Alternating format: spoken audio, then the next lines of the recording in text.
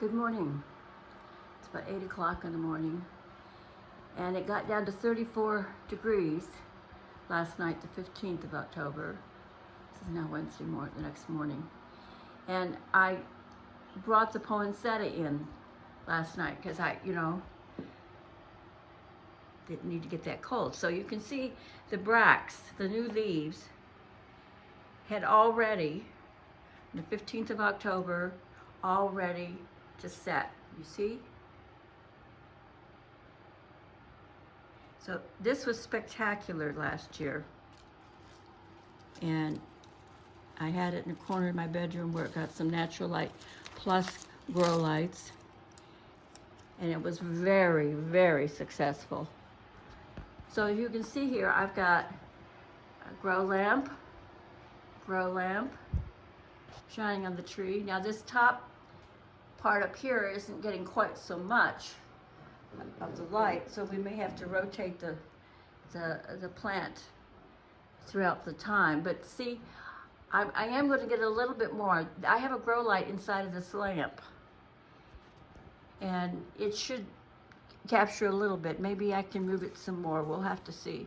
But between these, and I'm going to let the lights be on for 10 hours a day. And I think the room will be dark enough during the nighttime. I know it was last year. So that's that. Now let me show you. So it was 7 o'clock last night, and all of a sudden I panicked because it wasn't supposed to get down to freezing or frost until Wednesday night, tomorrow night, or tonight. And all of a sudden, we've got snow in the mountains, Mount Pisgah, all those mountains up there along the Tennessee border. And so I brought in, I've got a couple of dragon begonias here, my Rex begonias, and I brought in these Persian Shield. These are the ones that are so nice and purpley. And remember when I planted them, they were about this tall, and there were 3 in one pot. They were smaller than that. And I sunk these pots in the ground so they'd be easy to pull out. So that's what's going on there. And I have some polka dot plants out here that are sunk the same way. So it's supposed to get down 32, 34 for the next several nights. So I don't know if we can get my coffee cups that are in these pots in to the greenhouse or not. I have bought the pump that I originally used in the pond, and we haven't got that in yet. That will happen one of these days, we suppose. Anyway, this is what's happening on the mountain. The sun's coming over there. It's interesting how it travels from east to west depending on the season. And see, it's already up there. So it's already come over the top of the mountains at 8 something in the morning.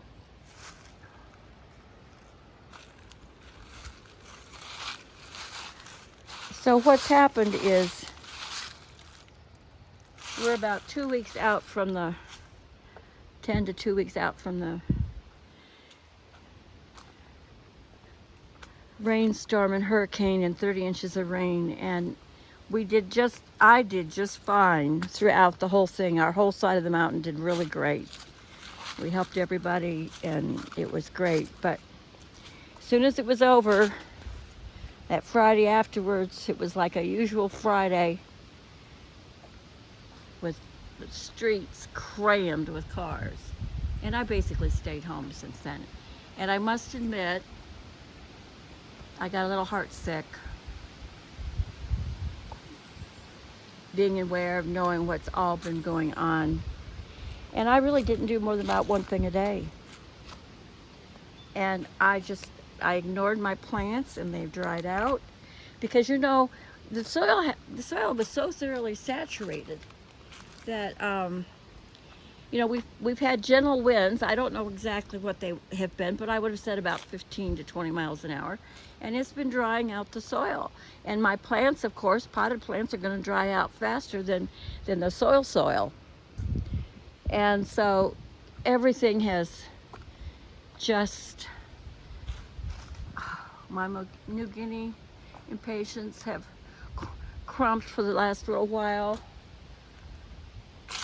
I did finally get out and water them, I think maybe twice, but you know, they dry out so fast you really have to water every day. Even though I have liners in these baskets that come up all the way. Well, these impatiens have perked up since I gave them some water. Impatiens, would you look at these? Did you see how watery those stems look? You'd think they'd be incredibly fragile, but they can crump over, give them some good water and a little bit of indirect sunshine, and they perk up and stand right back up. Okay, so these are my embarrassments. I don't think it was entirely that they got dry, but these baskets are probably pretty much rotted out. I've had like 5 or 6 years on these. They were, you know, they were Walmart and they were about $10 or $12 a piece. And they just haven't lasted. I had bought these rail boxes, not rail boxes, these hay racks, the same style from, I think it was Walmart or Lowe's, and they rotted out. And so this last spring, I invested in these really good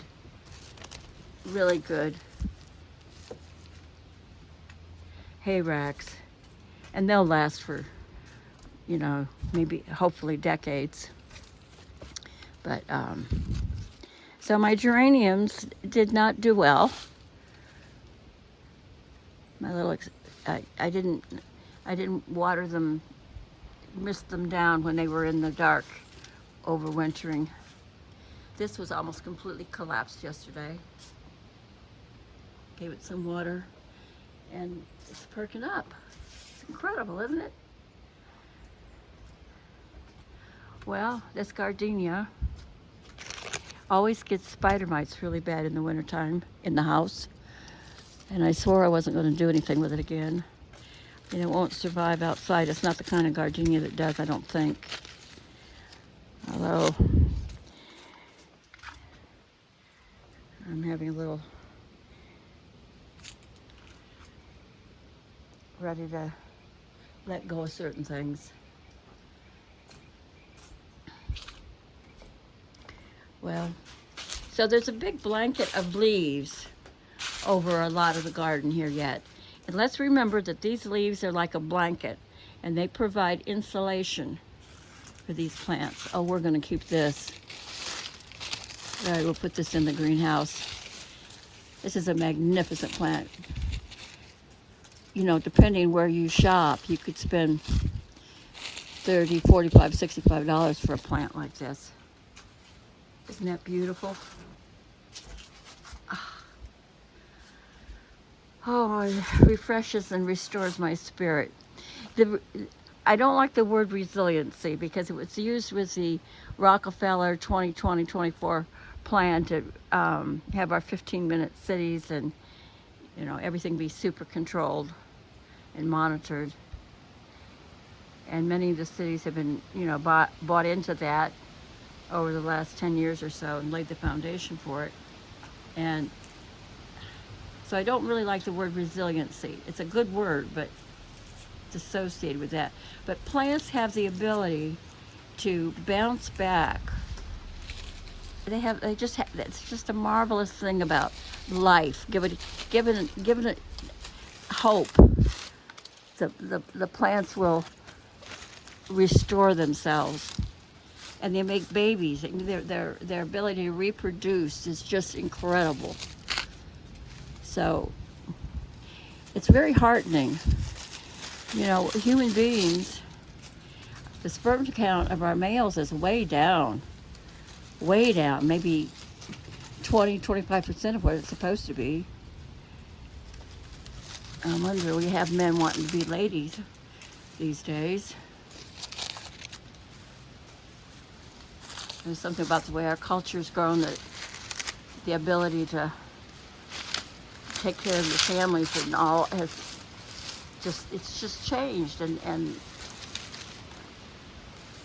we were standing in the grocery line, and this woman had like 4 kids with her, a young woman, and the friend that was with me that day, she says, I don't know how people afford to feed all these big families with the cost of food and everything. And I said, you're right. You know how things have changed in the last 50, 60 years in the grocery store. You don't sell staples anymore because nobody does anything from scratch anymore. And I said, well, you got to remember that there was a day when everybody had 40 acres, right? And mother took care of the chickens, so you had meat and eggs. And as the kids grew, it was their job to go out and collect the eggs every day. And Daddy plowed up a garden for Mama every year. And she planted and harvested and so forth. And then she would can and dry. Didn't have freezers. And Daddy would do the fields for the corn and the beans and the whatever. Wheat. And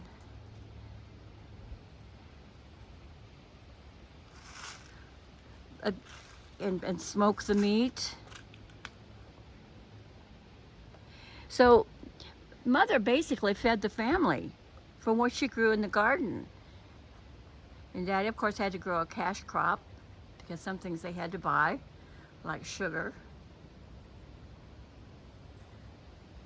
But you fed everybody from the garden. And you kept things in the root cellar.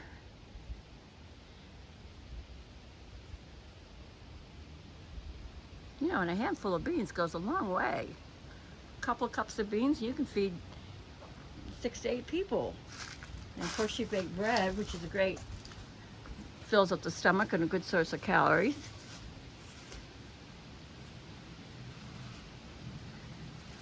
So things have changed now that we're dependent upon grocery stores for everything, because nobody cooks anything from scratch or grows anything from scratch. It makes us terribly vulnerable. That's why a lot of us are planting our own gardens. Larry got that branch that fell, it fell down to the ground, but still attached to the tree. He got out here with a ladder a couple of days ago, and it wouldn't pull down the rest of the way, so he just cut it so it would clear and we wouldn't hit our heads on it. Well, it's been fun chatting with you this morning. Sun's up, it's shining, skies are clear, hope is in the air, and nature's getting ready to go to sleep. They haven't forecast snow for us. I mean, it is possible for us to get snow in November. What is this, the 16th of October? Hummingbirds, I haven't seen the hummingbirds for the last couple of days. And the food's it's been cool, getting a little cloudy. I'll take things in and wash them and put them away till next spring. Well, thank you for sharing with me this morning. We got a little philosophical there. But that's what us gardeners do, right? Because got our feet on the ground. Well, thank you so much for sharing with me. We do appreciate you. All have a good day.